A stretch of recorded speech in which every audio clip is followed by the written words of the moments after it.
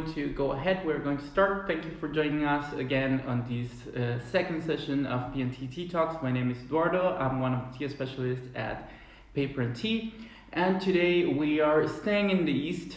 We're staying with the origins of tea. We will keep drinking another green tea, but this time we will cross the East China Sea over to Japan. So today we're going to try Japan's daily cup. Here I present to you Mighty Green. So Mighty Green is our sencha. And just to review a few concepts that we learned yesterday, to go through this session as well. Yesterday we mentioned how a green tea is a non-oxidized tea, okay? We also mentioned the fact that we actually stop that oxidation. What do we need to stop that oxidation? Very simple, heat. But there are two styles of heat. Okay, we can have dry heat and we can have humid heat. So for dry heat, the best example could be what we drank yesterday. So Longjing, which was this green tea from China, we use a pan fire, a hot pan, to press where we press the leaves to stop oxidation. There are several other methods. It's not just a wok. There are other options as well, but that's a pretty good example of dry heat, and that style is very famous and common in China. Okay, so most of the people in China, the green tea producers, they use that kind of style. And on the other hand, we have humid heat, and humid heat is basically steam. Okay, so we actually steam the tea at high temperatures to stop the oxidation. That style, it's more common in Japan. So Japan has developed and perfected this style of producing green teas based on steaming them, stopping the oxidation through the steaming process. So just to get an idea, Japan, it's actually the second country that starts producing tea. So it's the first country to produce tea outside of China. This started around the 8th century when a lot of monks started traveling to China. China at that time was the center of everything. Everybody wanted to go there to learn about philosophy, about art, about spirituality, religion, politics. So a lot of monks started traveling to China, and then they met other monks, and actually in monastic life tea was very popular because tea has always been a great beverage to help through meditation, okay? Because it keeps us focused. We'll talk more about it in another tea, but it has a lot of really nice properties that will help the meditation process. So Japanese monks brought the tea back to Japan, and that's when all started. So it's been around for about 1,000 years, even more than 1,000 years, the tea production in Japan. Okay, but in Japan, compared to China, Japan, of course, is not one of the biggest tea producing countries in the world. It's a very important one because it produces really high quality tea. But if we compare the surface of China and India, for example, the two biggest tea producing countries, and Japan is relatively small. So there is less production, but there is still very, very good quality in Japan. They mostly focus on green tea. So we have over 90, I would say even over 95% of the production in Japan is green tea. That's what they do the most. And this daily cup that I mentioned, our sencha, Mighty Green, actually represents around between 70 and 80% of Japanese tea production. So that's why it's one of the most popular teas. That's one of the teas they drink the most because it's everywhere. It's very handy. Okay. So today, in order to learn what a sencha is, we have to consider something. So yesterday we had a Longjing, and Longjing is named after the place where it comes from. So Longjing is a place, and the tea started being produced in that place, and that's why it's called that way. In Japan, where the tea comes from, it's not so important. You can actually produce almost all type of teas, all varieties of Japanese green teas, anywhere within Japan. So the characteristics will give us, it will differ in notes, it will taste a little bit different, but it's basically based on the manufacturing process. What is it that we do? The technique we use, what will give us different varieties in Japanese green teas. And in the case of sencha actually gets his name, so to say, because of the season. So this is something interesting to understand, the time of harvest within tea. Okay, so just to get an idea, tea season in Japan starts around March. Okay, so we are already tea season. So March, and it goes all the way up to September, October. Sometimes it depends on the latitude, how high up you are or how below you are when the season will stop. Because the plant needs a certain type of weather, usually a little bit hot and humid. When it's too cold, the plant sleeps. That's why during winter time, there is no harvest season, because the plant is not producing any leaves. But during that time, the plant is actually accumulating all the nutrients that she gets from the ground. And she keeps them, she saves them.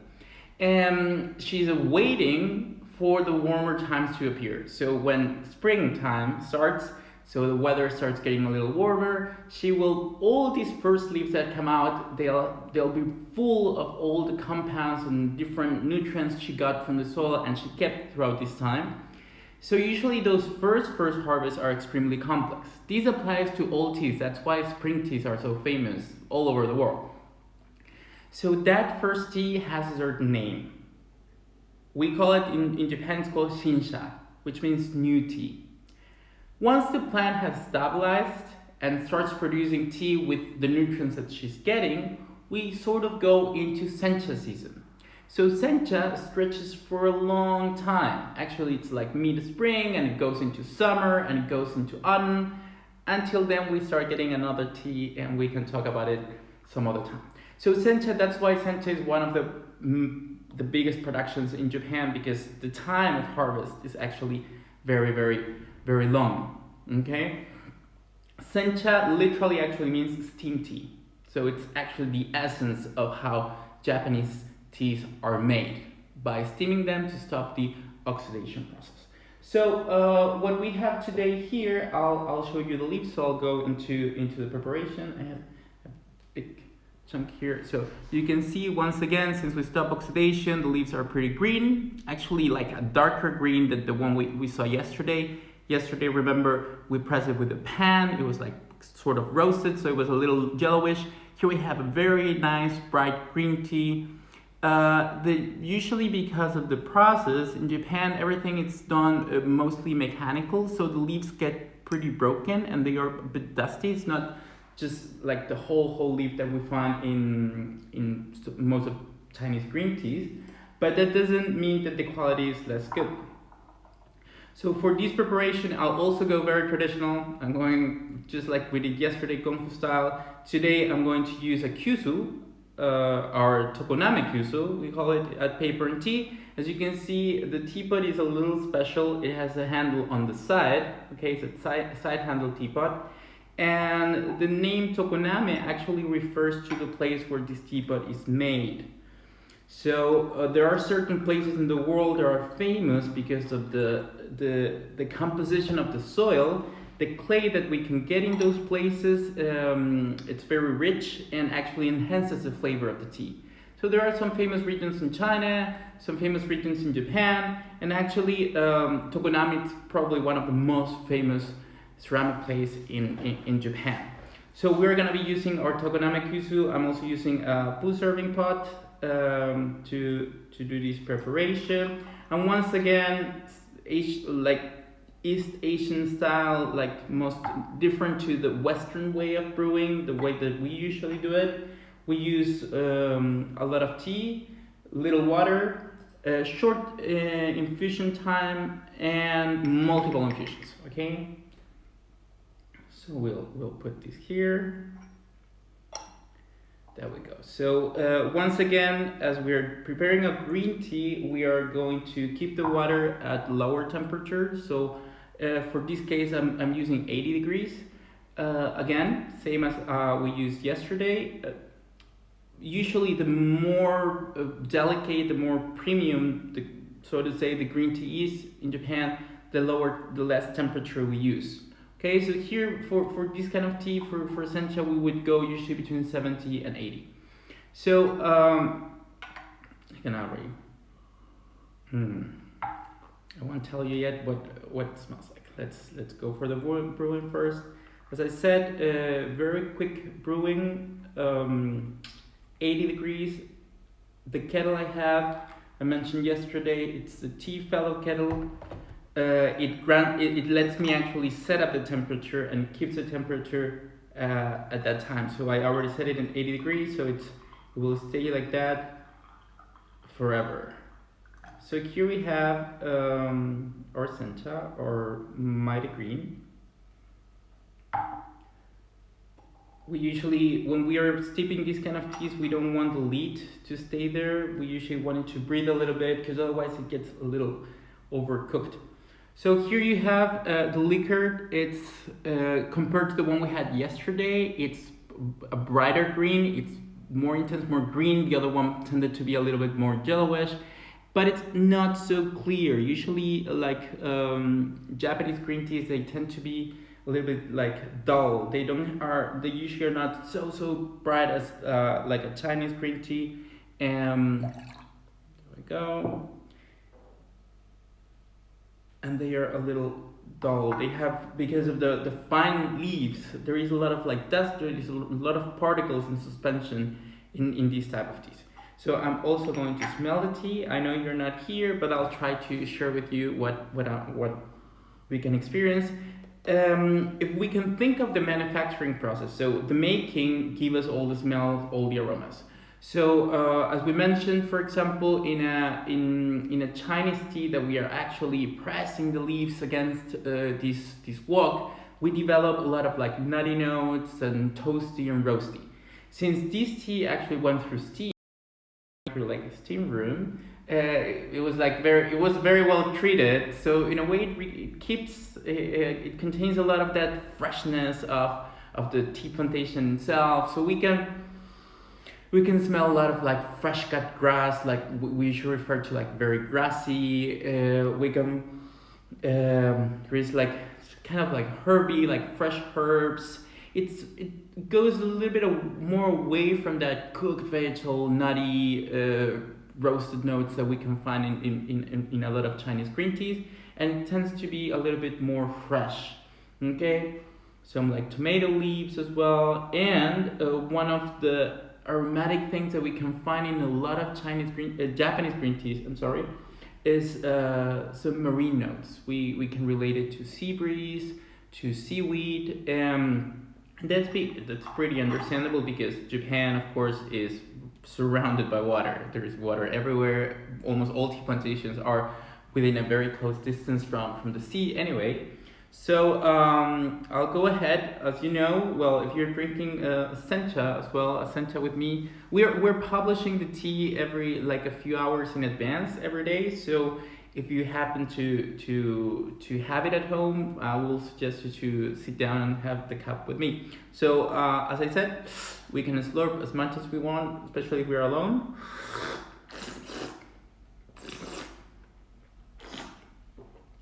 And here we go.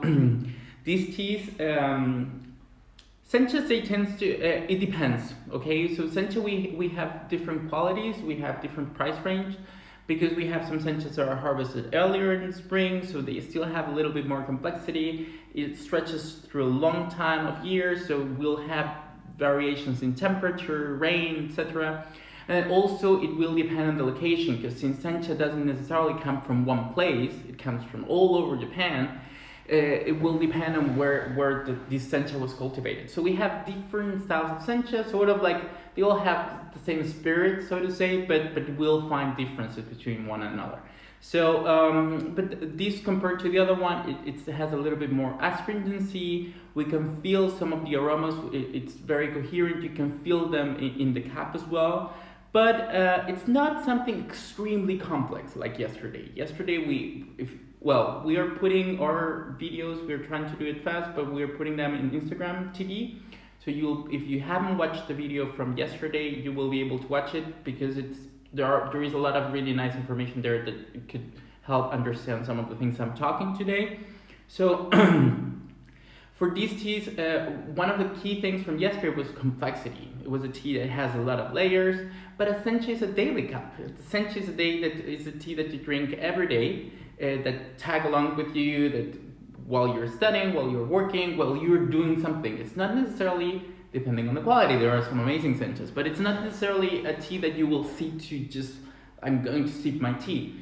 That's why you don't always need to be drinking the most amazing and expensive teas. There are moments for each tea. So this is a perfect tea for your everyday routine. You can just drink it, enjoying. It's very easy to drink. As I said, it's not extremely complex. It has this a certain sweetness, a little bit of astringency. It's also a tea that we can get multiple infusions from. It's another key, very interesting thing is usually in terms of tasting, there are 5 flavors. So we have salty, sweet, sour, and bitter, and there is a 5th one called umami. Okay, so umami, it's hard to explain, but it's glutamate. It's the closest flavor related to it. We can also find it in raw fish, in soy sauce, in green teas, in dark teas. And it's a flavor that is very common in Asian cuisine, not so much in Western cuisine, but usually it's a flavor that is very appreciated in teas, like high qualities. They usually tend to be, especially in Japan, very umami. So in this case of a sencha, that umami, it's not extremely intense. It's there, but it's very light, it's very mellow, so it's a really great tea if you want to start diving into Japanese green teas. It's a very good start because it's not extremely complex, it's not so weird for some people. Actually, the umami flavor sometimes it's a little scary, but it's actually a pretty, as I said, it's a daily tea. It's Japan's daily cup, so why it could be yours as well. Okay, so this is so far what we are. I'm talking to you today about sencha, about our mighty green. I don't know if you have any questions? Let me see. Can I move this? So, well, if there are no more questions, I mean, there was no question, but if there is any other question later, you can always send us a DM and we can reply to you. Just as a reminder, if you think this is your kind of tea, this is something you would like to try, don't forget to go on PaperandTea.com. And until the March 31st, we still have a promotion. You can use the code STAYHEALTHY15 for the English website, and then for our German website, you can use the code BleibGesund15. Okay, so thank you thank you so much for tuning in today. I'll have another tea for tomorrow. So stay healthy, drink good tea. Bye.